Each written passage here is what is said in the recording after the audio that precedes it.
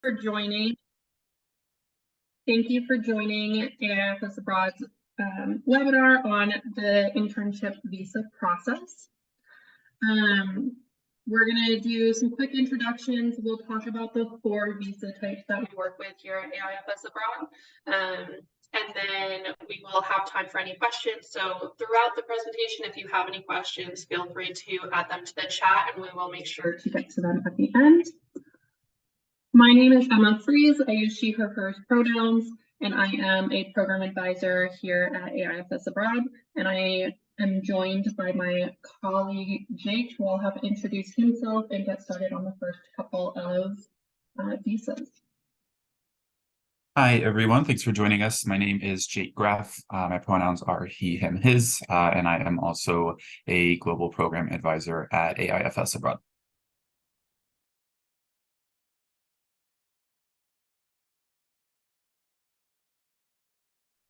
So we will just jump right in here. So the first visa that we're going to talk about is the work and holiday visa for Australia. So some general information on this visa, who needs the visa, anyone who is visiting Australia without Australian citizenship. So this is really kind of all encompassing on who needs to apply for this visa, who needs to receive this visa. The application process for this one is pretty straightforward compared to a lot of other visas. So usually we say about 1 hour for the application. It's all done online. And then the processing time can be anywhere from 15 minutes to 14 days. I believe their average that they have is like 2 or 3 days for processing. So everything is done virtually, which is really nice.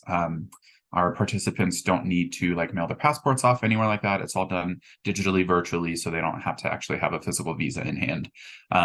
The timeline for application is really flexible for this visa as well. So this visa can be granted up to 1 year before their first entry into Australia.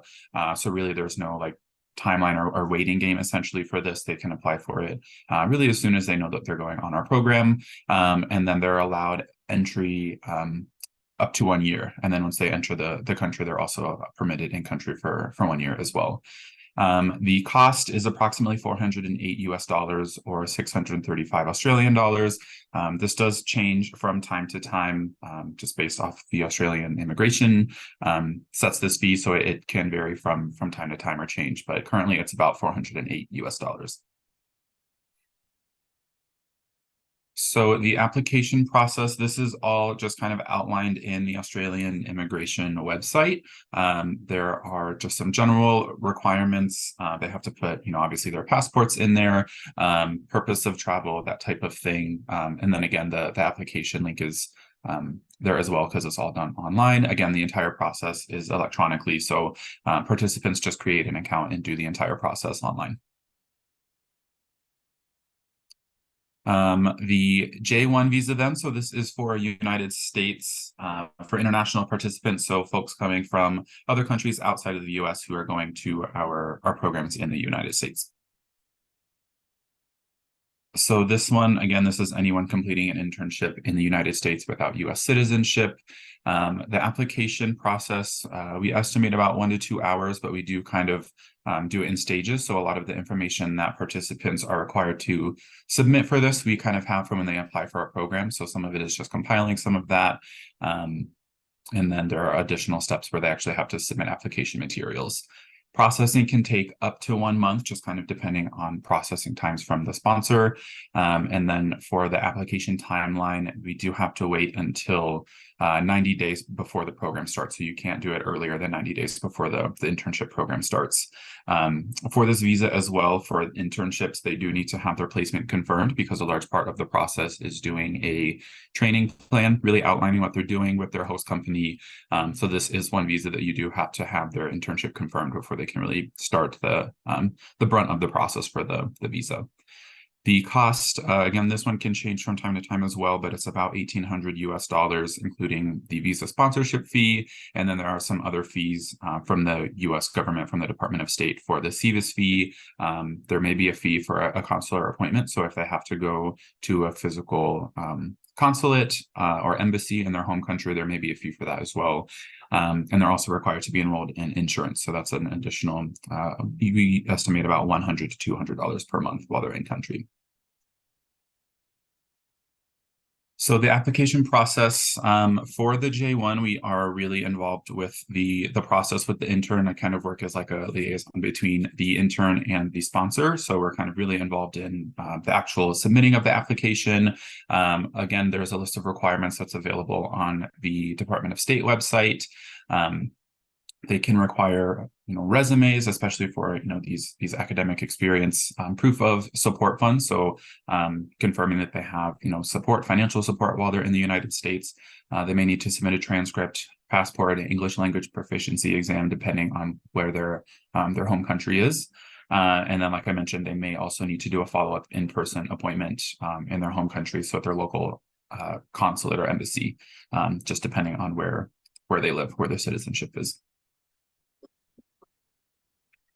All right, and the next two visas are both for the UK. They're a little bit more complex. So the first is the Tier 5 visa, which is a temporary authorized exchange visa. And it's going to be for anyone completing an internship in the UK without UK, Irish, Australian, New Zealand, Canadian, Icelandic, San Marino citizenship. The process is going to take about an hour for the application, but then applicants will also have to attend a biometrics appointment, which the actual appointment is going to be pretty quick normally, but it can take some time to actually get an appointment for that. But I always recommend that participants make the earliest appointment, and then depending on how far away they are from one of the approved locations to try and do a walk-in appointment, they're usually accepted. Once they mail everything into the processing center, it'll take 5 to 7 business days for processing with priority servicing, which is what we recommend. There is standard processing, but I think right now it's around 10 to 15 business days for standard processing, but I've also seen it take upwards of 20, 25 business days. So it can vary depending on how busy the processing center is with other visa applications.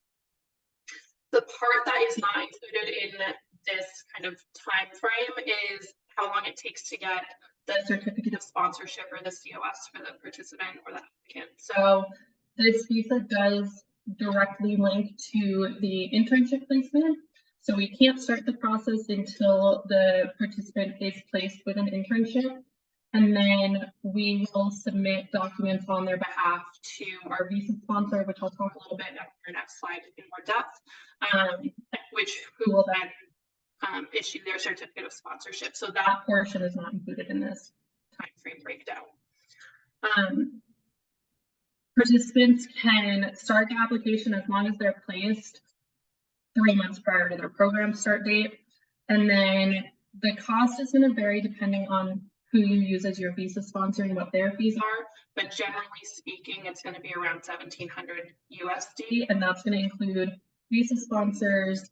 It's going to include the online visa application, shipping and processing fees, things like that. It could go up pretty drastically depending on what services the applicant selects into, but I would say on average, it's going to be around that $1,700 price point. The application process, so they will apply at gov.uk. Once the participant is placed, the necessary documents will be submitted to the visa sponsor so they can review the placement, approve the placement, and issue the certificate of sponsorship. The documents that the visa sponsor needs can vary based on the visa sponsor. I would say the 3 on the applicant side that are going to be standard are going to be official transcripts, resume, and passport scan. And then on the employer side, they will need to submit, or in some cases, you'll submit on their behalf information, which is generally like the company's legal name, legal address, a list of tasks that the intern will be helping with, and just additional information about the company. Once that's done, like I said, typically I submit all of that on the behalf of the student or the applicant. And then the visa sponsor is going to determine how far out of university that the applicant can be. So some will require them to be a current student. Some will allow them to be within a year out of graduation, some up to 5 years. So it really depends on your visa sponsor. But once the COS or certificate of sponsorship is issued, the participant will receive that and they will complete the online application and schedule their biometrics appointment. The online application, for the most part, is pretty straightforward. Generally, the most questions I get are if they're traveling in an organized group. Technically speaking, that is not the case. So there's some like logistical questions they may need help with. They'll need to know where they're staying in the UK to complete the address. They will also need information about their parents or guardians. So they should have like their date of birth, where they were born, I think they also need their social security number. So they'll need some information from their parents as well.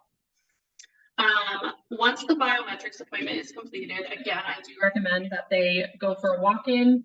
And it sounds silly, but I always tell them to be extra polite when they go in, explain the situation, and usually they are approved to go in. And they do not have to do the walk-in at the same location that their appointment is scheduled for. So if they're around multiple locations, they can try all of them. But once they have all of their documents, they will mail them into the New York City Processing Center. This does include their physical passports. And then once the participant, and so again, with that priority of processing, it'll take the 5 to 7 business days until they receive their passport back with their visa in it. And then they're free to travel. The last thing they'll need to do is a day 1 right to work process. So again, this will vary depending on the sponsor. But typically they just need to show proof that they've legally entered the UK based on the requirements of their visa. And then most sponsors will continue to do weekly or monthly check-ins. And then at the end of the internship, they will follow up to make sure that the intern has exited the country per the visa requirements. With the youth mobility scheme, again, this is going to be for anyone completing an internship in the UK, but it's going to be for anyone with citizenship from the places that don't qualify for Tier 5. So Australia, New Zealand, Canada, Iceland, Monaco. It's a pretty short list. For us, the most common citizenship we're dealing with for the youth mobility or YMS is going to be Canadian citizenship. Again, the process doesn't change much. The biggest difference is that the youth mobility scheme does not directly connect with the visa or with the placement. So they can start the youth mobility scheme application as long as they're within 6 months from their start date. They can start that application. It's also valid for a much longer time. So the Tier 5 is going to be valid for the amount of time that the internship is. There's some room on either end, so they can request 14 days prior to their internship starting and 14 days after it ends. For the Tier 5, for the youth mobility, it's going to be valid for 2 years or until the intern ages out of it, which would be 30, whichever comes first. So those are the biggest differences, but the process is still going to be a similar online application. That's going to take about an hour. They will also need to schedule and attend a biometrics appointment, and then the processing time is going to be the same as what we discussed for the Tier 5. When, like I said, they can apply 6 months prior to the program start date, so I do recommend that they start that as soon as possible. And then the cost is going to be around $1,500 USD. Again, they'll apply at gov.uk. They will complete an online application and schedule the biometrics right there. The main thing to keep in mind with this is that they do need a minimum amount in their bank account in order to complete the application. So they need that approximately 2,500 pounds in order to apply for this visa to show that they can support themselves for the duration of their program. The money does have to be available for at least 28 days in a row prior to them starting the visa application. Once the biometrics appointment is completed, participants will mail their documents to the appropriate processing center. The processing center that they're supposed to send it to will be shared once they're completing their application and biometrics. And then once the participant arrives in the UK, they will receive an email with instructions to receive their BRP card. So when they get their passport back with the visa vignette, that will only be valid for, it varies, but usually like 30 to 60 days. And then they need to pick up the BRP card to legally continue to be in the country. And that's what will be valid for the 2 years or until they age out. So that is the final step that they need to follow in order to legally be in the UK. And then as far as mailing documents, the really important thing is that they will only accept documents and if it's shipped through UPS. So they need to ship everything for both visas via UPS. For some of the youth mobility, they may have a different preferred service, but that will be listed when they're applying. But UPS is the thing that is really important for applicants to remember. So the support that we provide for all of our interns, for all of the locations, we are there to help answer whatever questions they have and help guide them through the process. We know that depending on where they go, it can be a very complex process, but regardless of where they're going, it is a confusing process and it's something new that they likely haven't done before. So we provide pretty in-depth guides for the UK locations, and then Australia, they get information about, you know, where to go and what they need. And then for the J1, their advisor, in this case, Jake, is available to answer any questions and gather whatever information they need. And then for the UK, the other thing that we do is that we manage to make sure that the participant has all of the correct documentation. We're making sure that they were issued the correct visa. And then we are also making sure that and managing the day one right to work process. So again, the UK process is a little bit more in depth in regards to the process and what support we offer. But our role is to help make this process as easy and smooth as possible for our participants. So we know we just went through a lot of information pretty quickly, but we wanted to make sure we left time for any questions you had. So again, type into the chat, or you should be able to unmute yourself if you want to ask. We are happy to answer whatever questions you may have.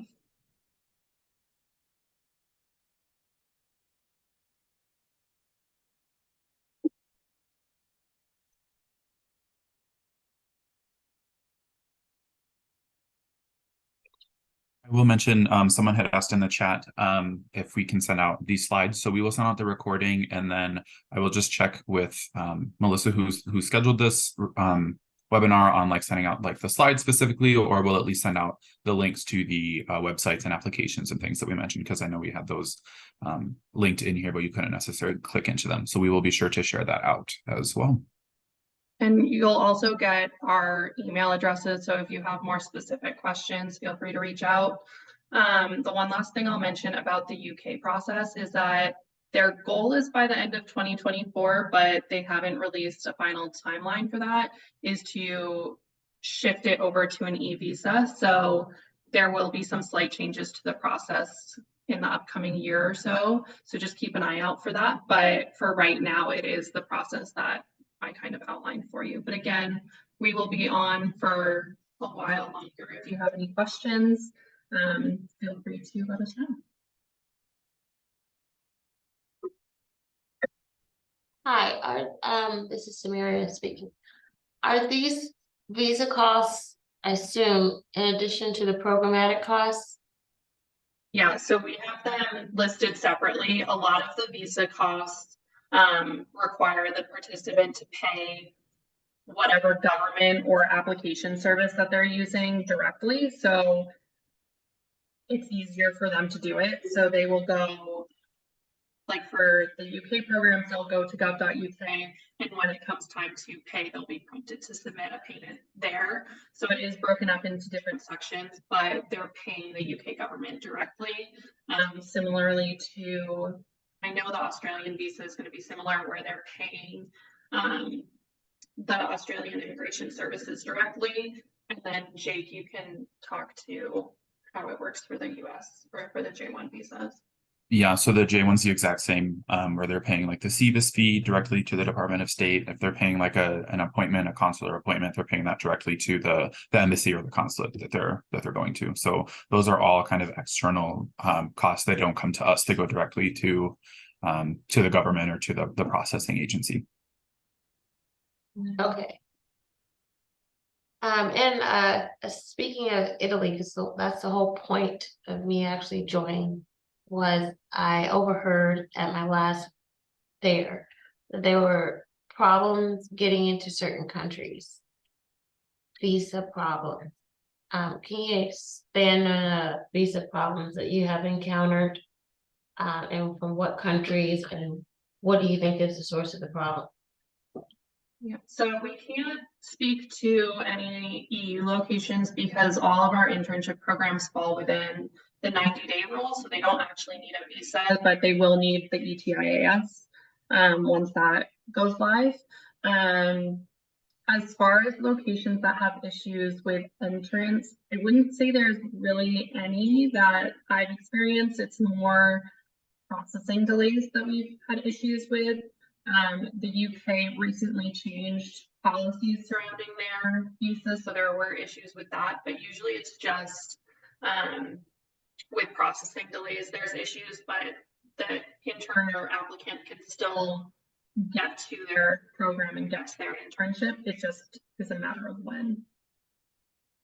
I would say another part of our programs, at least, is when we have applicants going through like the enrollment process for our programs, they're reviewing eligibility for visas. So our enrollment team is aware of kind of the requirements, if there are citizen requirements for certain visas or that type of thing. They're doing a lot of that work reviewing eligibility before they kind of get to the actual visa process with us. So I think that cuts down on a lot of our issues with getting or receiving visas or entry into countries. And one challenge that you may experience is if an applicant is doing multiple programs back to back, because I will say most of these applications are going to require them to be in whatever country they have citizenship. If they're an international student, so if they're already on a visa in the US, they can still apply for most of them from the US, but there are issues if they were to say be on a program in Spain and then immediately following that doing a different program in a different country. Usually they don't have enough time in between the programs to apply for the appropriate entry requirements. Okay. All right. Thank you. And then Angela, I see you have your hand raised. Yes, hello, thank you. I think you answered it with Samaria's question, but I just wanted to double check that I heard it correctly. With countries outside of the ones that you just covered, interns are there less than 90 days, so they don't have to get a visa. So Italy, Spain. Yeah, so they may have other entry requirements that they Right. need to meet, but as far as like a true visa, as Okay. long as they are meeting those like the normal entry requirements, they're technically entering as like a tourist. Yeah. Okay. So it's the 90 days within 180 days is pretty standard. That's what it is if you're working with primarily US participants, but as long as it's under that 90-day mark. And that is something that we go over pretty intensively with those participants, because oftentimes they'll want to travel before or after their program. program. Right. So we want to make sure that they are aware that they sometimes can't, depending on how long their internship is. Right. Okay, cool. And then, oh my God, brain. Do you know when when it is expected? I think they said May 2024 that the EU is going to start requiring US citizens to pay that like entry visa fee. What is that called? The ETIAS. ETIA, yes. Yes. So I think their goal was by the end of 2023, Okay. early 2024, but they haven't, last I heard, they have not announced like the actual process or the like web page in which they would have to go to do that. Mhm. The other part of this, which interns are going to need a visa regardless for the UK, but if for whatever reason they're from one of the locations that does not require a visa to complete an internship with them, anyone entering the UK, again, this is sometime in 2024 is the goal, will need an ETA, which is essentially the same thing as the ETIAS. So even if they don't need a visa, they will need to pay a small fee in order to get approval too. And that's going to be even if they have a layover. So it doesn't matter if they go through immigration. If they are stepping foot in the UK, they will need to get an ETA. Okay. And that's sometime coming in 2024, last I heard. Okay. Thank you. You're welcome.